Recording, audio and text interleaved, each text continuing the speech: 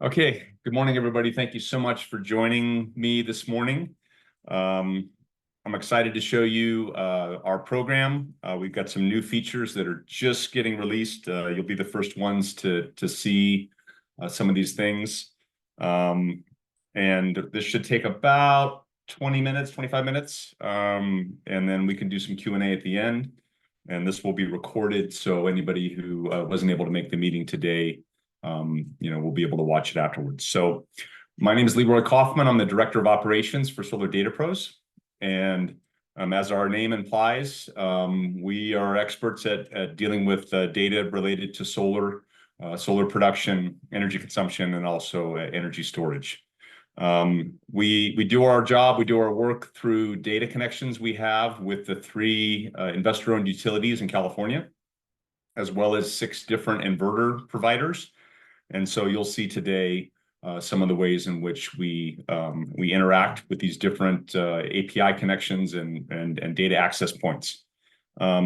Because the audience is more weighted towards PG&E territory, I'm going to focus on PG&E data today.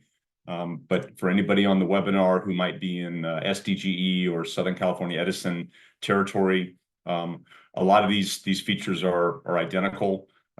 All the utilities handle data connections a little bit differently, and I'll get into that a little bit later. I posted my contact information in the chat, so my phone number, email address, so feel free to reach out to me afterwards if you're interested in learning more about any of these features, and then we'll be able to post some questions in a Q&A session at the end. So let me start by sharing my screen. And so the first thing we're going to do is I'm going to show you how we can get data for a PG&E account.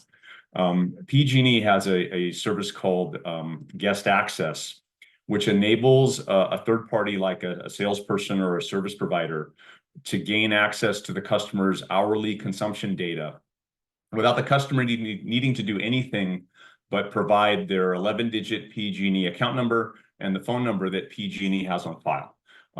This makes it very easy when you're talking to a customer to get that data that is now so important for doing accurate and thorough proposals and analysis. So the customer can give you a copy of their bill. The account number is at the top right corner on the first page. And then if you have the phone number, you can get 12 months of data in a couple of minutes, and within about 10 minutes, you could have 2 years of hourly consumption data if they've been in the house for that long or had the account that long. So I'm going to use my own account to demonstrate this. So when the customer logs in, they see a welcome page, a dashboard like this, and they can pick the 3 different IOUs. These are the different inverters that we can also establish connections with. So SolarEdge, Enphase, SunPower, SMA, Tesla, and Q-Cells. And we'll have more inverters coming. If any of you do business outside of California, we also have a data connection in the state of Texas. So we're starting to migrate into other territories, other states at the request of customers of ours. So let's go ahead and do PG&E for my account. So if your customer was going to do this, they would see the same thing. And if you're doing this, we don't ask for usernames and passwords, but that's a big no-no. But this is something we could guide the customer through. If they didn't want to give us that account number and that phone number, they wanted to do the connection themselves, this is where they would do that. The tab called Guest Access is where we would put in the account number and the phone number. So I'm going to put in my account number. And then I'm going to put in my phone number. And then I'm going to hit sign in. If the phone number doesn't match the account number, sometimes folks don't remember which phone number it is that they have with PG&E. It could be an old landline or their wife's cell phone or their cell phone. Sometimes we'll ask, well, if you're not sure, give us the 2 numbers that you think it might be. And then you'll know, obviously, immediately if you can get in. It shows that Solar Data Pros is requesting data access as follows. All the relevant boxes are checked. We can check to see that the address is the actual meter that we're trying to connect. You can choose the duration of data sharing. We always recommend indefinite. This is the customer's data. They can control whether it continues to be shared, but you can also control that as well. So when it's set as indefinite, every day we get an updated data file until either we turn it off or the customer turns it off. They ask for an email address. They will send an email notifying the customer that they're now sharing their data with Solar Data Pros. So we always advise that you give your customer just a courtesy heads up that you're going to be connecting their account and accessing just their kilowatt hours of consumption, and that they'll get an email from PG&E. But they don't have to click on anything. They don't have to accept it. It's just a courtesy notice. But if you put your email address in here, then you'll get the same notification that your customer would receive. So if I hit submit, we've now completed the connection with PG&E. And so it'll take, 20 or 30 seconds here, and then it'll bring you back to our program, and we'll immediately start receiving this data. And it'll stop the data feed as soon as we have 12 months. So if I look here, we're already starting to get data. I can look and see that we're already getting data for June. So I have solar on my home. So we can see here, there's a 24-hour period. This is Monday, the 24th. That is the most recent day we can get data for. There's always a 48-hour lag. So this isn't real-time data. So it takes 48 hours for the information to go from the smart meter to PG&E system to our system. So today I can get Monday's data. Tomorrow I'll have the data for Tuesday, and so forth. And then as you can see the progress, we're going back in time. So we already have May, April, and March. And so it'll steadily, complete the data pool. But while we're waiting for all the data to load, we can immediately start looking at the customer's data. We can see what their consumption looks like in the evening, how much energy the solar is pushing to the grid. We can look at this data over the course of a week, and even look at a week by the hour. And while this can get a little granular, being able to see the customer's consumption from a high level like this and start to identify trends and patterns in consumption can be very useful as a consultant. It helps you gain insights that help you ask the right questions. So while we're letting my data download, I'm going to move and migrate over to our scenario report, which is the tool that you will use once you've got a customer's data to run some analysis. So I've got a couple of accounts that I'm going to use that are good examples of different ways we can help you analyze this data. So this is a PG&E customer in San Jose, and he's authorized the utility to share the data with us. So I get an updated data file every day. What's great is that we can get up to 24 months of their consumption. And what is useful about that is by being able to see 2 years. So what I have here is these red bars. This is the energy pulled from the grid every month over 12 months. And the gray line represents those same bars for the previous year. So if I click back, right, that's the previous year's data. What that helps me see is, has the customer's consumption changed significantly year over year? Would prompt a question. Well, why is your consumption lower this year than last year? Or why is your consumption higher this year than last year? And you can probe and learn some of these, lifestyle changes that people are making. And there are a lot of them these days, working from home, buying an electric vehicle, putting in a heat pump for heating your home, or electric hot water heaters, all these electrification trends. So having this data is very, very useful, and the fact that you can get it so quickly and be able to quickly get your head around, okay, what questions should I be asking my customer? Because if you ask better questions, then you're going to provide better recommendations, and having good data is what helps you ask the right questions. So, and this dashboard here, I'm going to show you over the next couple minutes. This is generated automatically for any account that we've either connected the data for, or they've sent us the hourly data. The customer can still, sometimes they'll go and download their hourly consumption data from the utility themselves, and they can send you the CSV, and that can be uploaded into our program. So I've got a thumbnail, I've got his address put in, I've got a little thumbnail, I can take a look at his roof, I can start to see, what kind of roof planes we're dealing with, if I have any shading. Sometimes there's solar on the roof already, so I'll show you that. And so you've got to decide, okay, what are my available spaces? What roof planes can I use that aren't already occupied for adding more solar? And I can see his total consumption over the past 12 months, 12,200. And then I can see that monthly average, right? I can see he averages about 900 kilowatt hours, per month. Jumps a lot in July and August. It's very common in certain parts of California. I can also look at this data by the day. And again, it gets a little granular, and I'm going to blow this up for you. But to be able to see a year of consumption by the day, to start to get your head around, okay, what is this customer's typical consumption by day, and how does it change seasonally, right? So I'm looking at February here. So, from January all the way into, May, pretty consistent. We see some higher consumption here, some days where they get over 70, 80, almost 90 kilowatt hours in a day. And I can see that, well, that was on July 2nd, so probably, hot weather. But I can see patterns and things that would prompt the right questions again. And then once we've taken a look at the year and, looked at it by the day and by the month, we then look at the seasonal changes in consumption. So I take this customer's, the 12 months of hourly consumption, and then I split it up into seasons. I've got summer, fall, winter, and spring.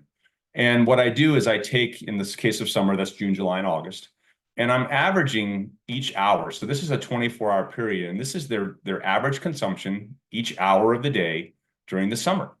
And what I'm really looking to understand is, what is their consumption during on-peak hours, the most expensive energy of the day? And I can see that that's this dark blue section, 4 to 9 p.m. I can see this customer averages about 14 kilowatt hours a day in the summer. And so if I'm going to make a storage recommendation, I'm going to think about, helping them save money using storage. Being able to help the customer get through that on-peak period is going to be very important.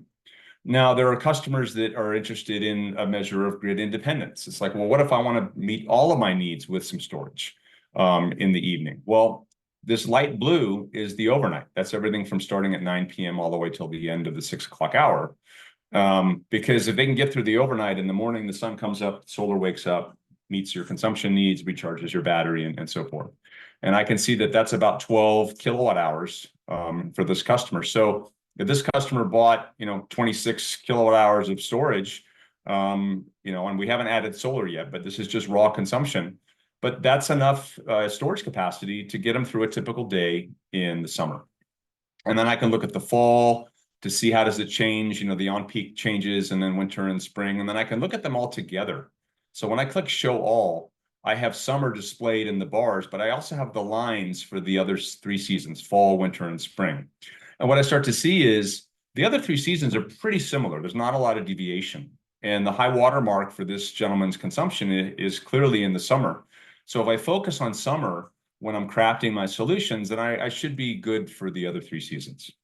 And so once I've taken a look at this, now I move over and we start applying some solar to try to figure out, okay, what's the right system size? What's the right storage capacity to meet the goals of the customer?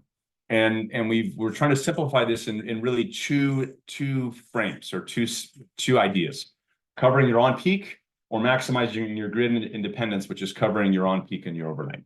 And so what I do is I take, and you configure this tool for the battery that you're promoting. So this, right now, we're set up for a Franklin battery. I know that because I've got a 13.6, a 27.2, and a 40.5.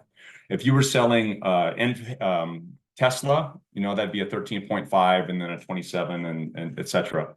Or Enphase or NeoVolta, or whatever your product of choice is, you can model that, and you can put in the storage capacity, the discharge rate of the battery, the price per kilowatt hour. So you can put in some of these parameters. And then what we do is, whatever you've chosen as your battery, we now tell you, okay, based upon this customer's consumption profile, and wanting to cover their on-peak, well, one Franklin, 8-hour battery is going to be suitable, because once we've started adding some solar and we're covering some of that on-peak with the solar production, on-peak is now 12.8 kilowatt hours in the summer, and one Franklin battery is enough to cover that need.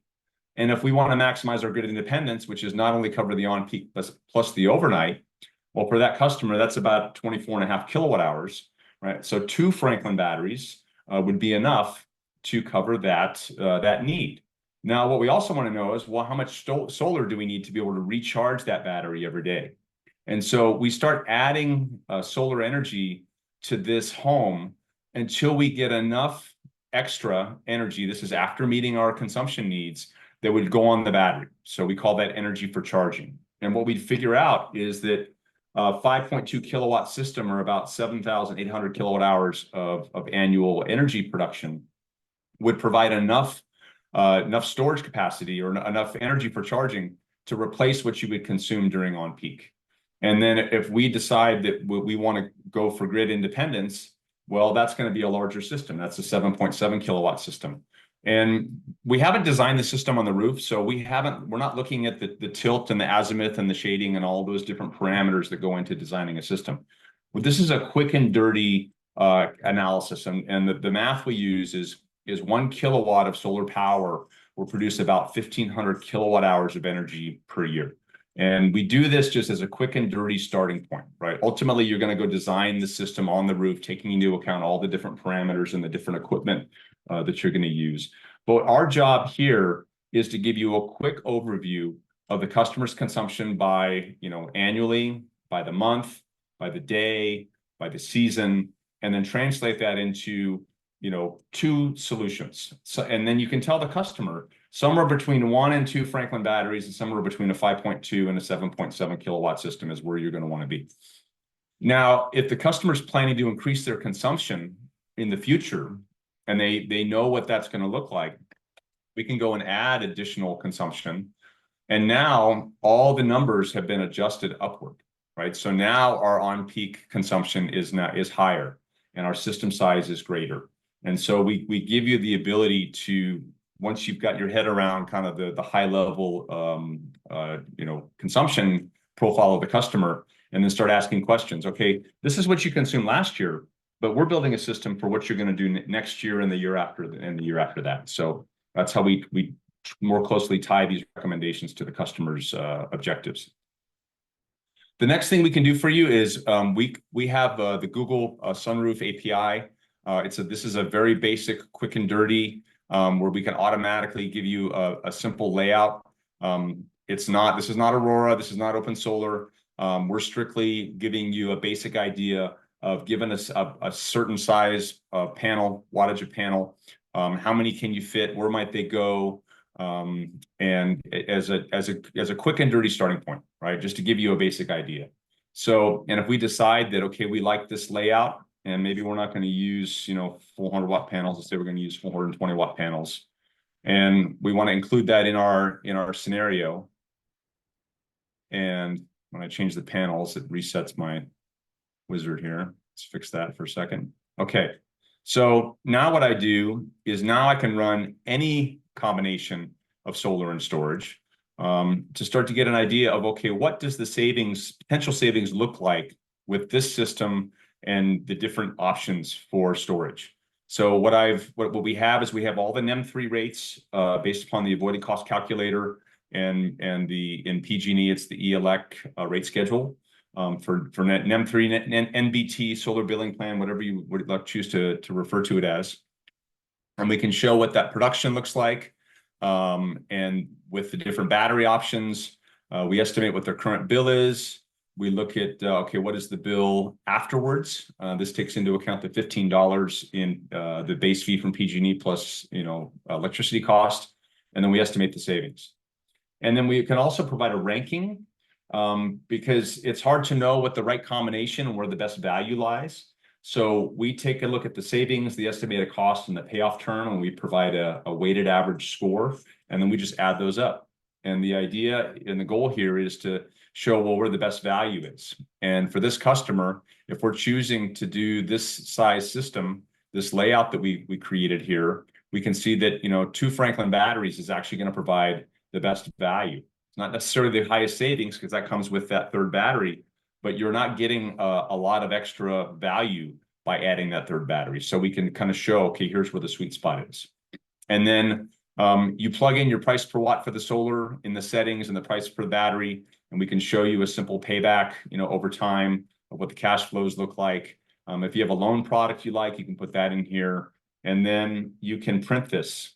And the idea is you've got something that you can take with you on an appointment, show to the customer, turn into a PDF, and then it's a transportable document. And then once you've decided on kind of the combination of storage and solar, and you want to export this, this can be exported into the correct format to go into Aurora, Energy Toolbase, OpenSolar, SolarGraf, whatever your tool of choice is. And that's why we say we can help make your proposals better.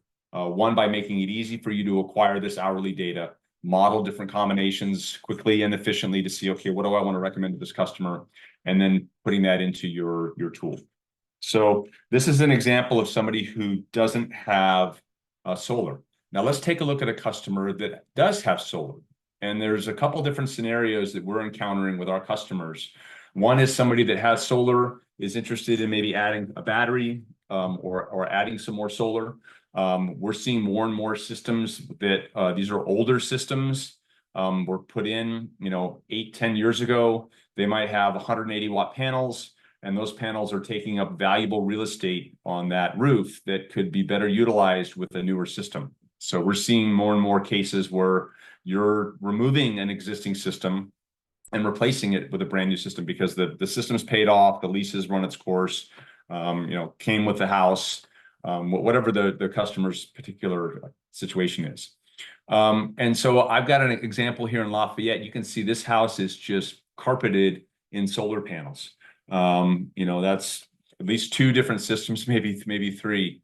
And one of the things we can do, I don't have the data for this solar system. So I generally, you wouldn't know what the production is of this system. But we have an algorithm that allows us to estimate the production of a solar system using just the PG&E data. And that's what you see here in this orange line, is I'm taking that information from PG&E plus some other data points that we have, and then we craft a solar production curve. So I'm estimating that this system produces about 6,000 kilowatt hours. And it's not a perfect science. We're usually within 10 to 12% of the actual, but in the absence of any information on what the current system is doing, this can be very valuable. And then one of the ways we use that is we can virtually remove this solar system from the roof, because I know I can calculate what the estimated actual consumption is by knowing that, okay, you pulled so much from the grid, you pushed so much, and the solar produced so much. I can do the math and figure out what the consumption is. That allows me to actually remove the existing solar system. So I can virtually take this system off of the roof, and now I can show you, if this customer called you, didn't have solar at all, this is what you would see. This is the data you would get from PG&E. And you have the ability of using our tool to export this in a CSV file that you could then put into your proposal software and actually build a system from scratch, as if he didn't have solar. And then we would do the same analysis seasonally of what the consumption looks like, comparing, spring, summer, winter, and fall. I can even do a new layout, right? I can go put some panels on that roof. It's a little hard to see here because we've got solar on the roof, but let's just say we wanted to offset 100% of their current consumption. Let's add, getting close. That's 104%. So let's go with that. So now I'm adding 25 panels, right? We've taken the system off the roof. I'm adding 25 panels. I've got 104% offset of his consumption. And now I can run the scenarios using that system size. And I can show, okay, you're gonna add a brand new system. We're gonna add some batteries, and you're gonna be on NEM3 or NBT. And now we can show you what that looks like. And now I can show the customer that, based upon our ranking, the best choice for you would be the 1 Franklin battery. You're going to look at about a $143 bill, and you're going to save about $386 a month. And if they say, hey, I want to maximize my savings, I want some additional backup grid independence, we can show, well, if you add 1 more Franklin battery, you're going to increase your annual savings by about $700 a year, we're about 386, about $60 a month, $65 a month. So, and then again, we can show you the cost and the payback and do all of those things with a house that has solar. And if we want to add the solar back, and maybe this customer wants to keep their system and they're just interested in adding some storage. Well, I could then, we can take that same data. We've got the PG&E data, and I can turn off this so it's not so noisy. And what I can see here is here's what this customer pushes to the grid every single day of the year. And you get a sense of, okay, if we're going to add a battery, we want to charge it from the existing solar. Well, how much energy do we have available? And we can see that, in June, July, this customer's, pushing about 10, 15 kilowatt hours a day. And that stays pretty consistent, fluctuates a little bit. But once we get into December, January, they're not getting very much. There's not a lot left over after meeting consumption needs. So it helps you set the expectation that, okay, if we add a 10 kilowatt hour battery, this is going to help you and give you some benefit, during the summer and the spring. But in the winter, you're not going to get a lot of, you're going to have a hard time recharging that battery if you discharge it, and you're not going to be able to get a lot of, savings from that battery. So,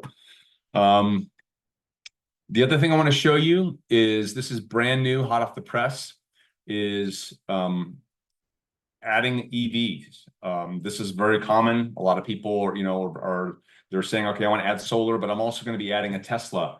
And I want to know, well, what does my bill look like? Or I have a Tesla, I'm going to add another Tesla, or whatever the EV model is.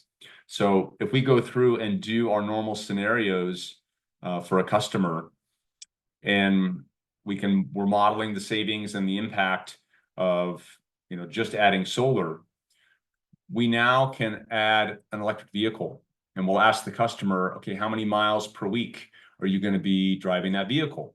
And we've done some research on, what it typically costs, or how many kilowatt hours it takes to provide charging. And so we translate that miles per week into kilowatt hours per week. And then when I run the scenarios, I've now taken his consumption profile and I've added EV charging. And so I'll show you in a moment here once this runs. So what I can see here is, in the morning, because we're going to assume that they're charging sensibly, not when they get home from work, and right at 5 or 6 o'clock, that the vehicle will either be plugged in overnight or plugged in and set to start charging overnight. So what we show here is what that looks like, that we're pulling, 7, 8 kilowatt hours per hour from, say, 1 to 4 a.m. And we do that a couple days a week, and then the vehicle's charged. And then as we proceed into the month, we do that again.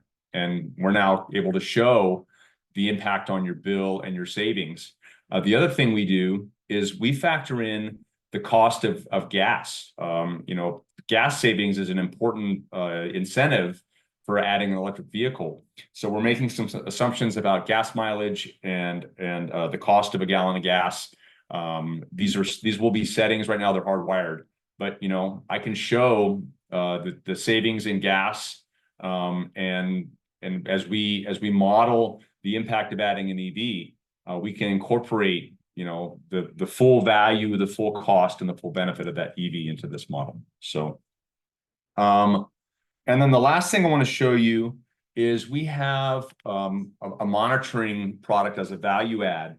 So when you're sitting at the kitchen table, you're meeting with the customer, you're working to get the contract signed. Something you can include as a differentiator is, once you've got the utility data connected, then we'll keep getting their daily consumption even after they go solar. And then if you offer the subscription, you can connect the inverter data, and what that gives the customer is the ability to see their solar production and their utility consumption data from PG&E or Edison or SDGE, and see every day how those two interact and correlate. And I'll show you this customer.